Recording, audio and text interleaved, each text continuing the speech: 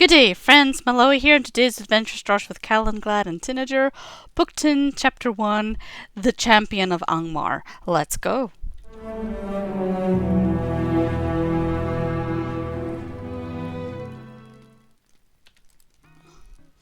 There can be no greater insult than this, Maloa. For Angmar's foul region to walk the stones that Elendil walked of old is an outrage for which there can be no forgiveness. Amarthel's minions may hold Illuminus for now, but the Dunedain will not rest until she and all her servants are swept from its courtyards and the very flagstones wiped clean of their taint. While you were away, a visitor came to Tinadur. His name is Laradan, and he is an elf of great reputation. My friend Gullider spoke very highly of him in our youth, though I had not met him before now. He has been given the use of the mustering room in the keep here on Tinadur, and says he has information about Amarthel that will be of use to us. He asked for you personally, Maloa. Hear what he has to say, and I pray you will return to me with some secret lore of the elves that may aid us in this battle. Turn right as you enter the keep, and you will find Laradan a room atop the stairs.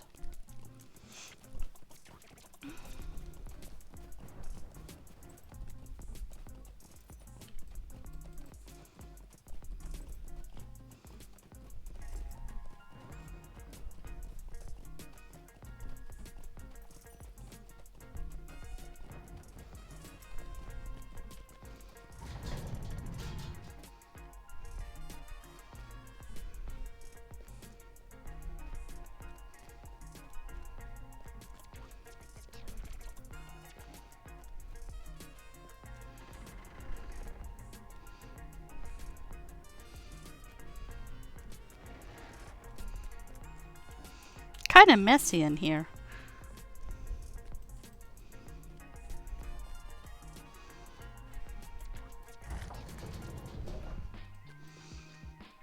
Pretty flags. What do you need? It is good to see you again, Maloa, but we seem cursed to meet always in sadness. The happier day of which I spoke in our last meeting, alas, has not yet arrived, and the days seem to grow darker still. Amarthel has revealed herself and sits now in judgment within the ruins of Illuminus. Her armies fight within the street and beneath the shadows of the towers against the Dunedain. This much you know. But there is more about Angmar's new region than is known to Calenglad and the Rangers. I've written down much of the story in this letter. Read the tale and bring it to Calenglad, so he may decide what can be done.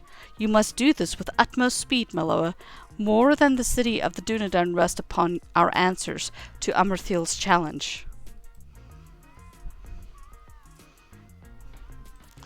Calenglad, I have set this tale in writing so you will understand the dangers that await not just Evendom but all of Middle-earth. If the Dunedain should fail to stop Amarthel's ambitions in Illuminus, the situation now seems grim, but it is with heavy heart that I must tell you these dark days are as nothing compared to the fate that awaits us all should Amarthel succeed in the errand she pursues. Have you heard whispers of the champion of Angmar? Such was the title Amarthel bore at the height of her master's power, and before her the good people of the north quailed. The armies of the Witch King marched behind her on Fornost, and Fornost fell. Much of her strength came from a ring, Narquil, one of the lesser rings, as such things are counted, but still possessed of great power for evil. With Narquil upon her finger, all who beheld Amarthel lost any desires to stand against her. Some tried in vain to flee, while others set down their weapons, bewitched by her terrible beauty. All fell beneath her vicious blades, for Narquil raised in the champion of Angmar a terrible bloodlust. There would be no mercy for the fallen. And yet hope was borne upon the winds. The coming of Eonors out of the south and of Glorfindel from the east signalled a change in our fortunes.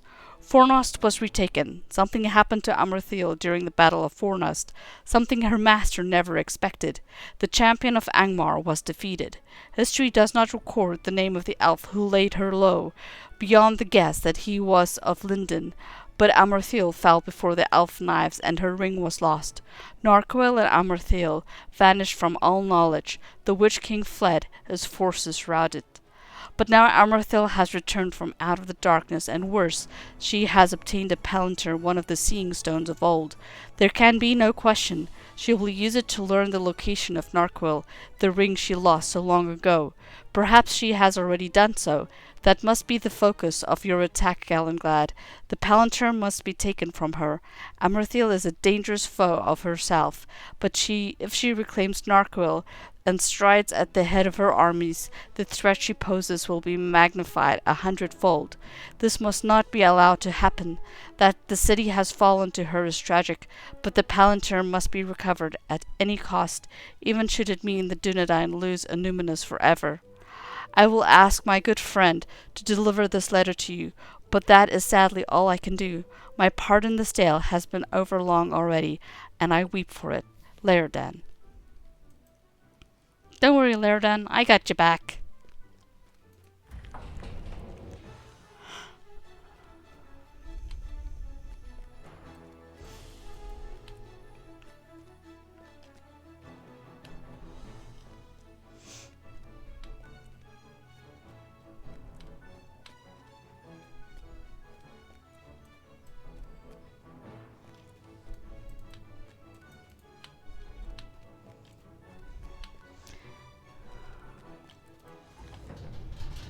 You think they try to clean up a little bit around here, don't you?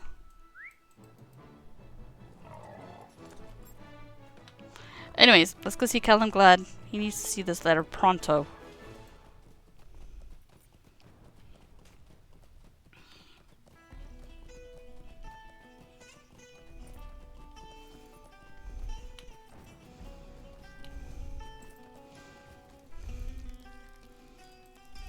How can I be of service? Laerdan has written his thoughts down in a letter. Very well, let me see it. Laerdan would ask me to abandon the city to Amarthil if it meant reclaiming the palantir from her. He does not know what he is saying. Galadriel always spoke well of this elf, but now I must question his judgment. I will not leave Numinous in the hands of the enemy. We will save both the city and the stone, Maloa, or we will save neither. That is my decision. This show is possible because of your support and encouragement.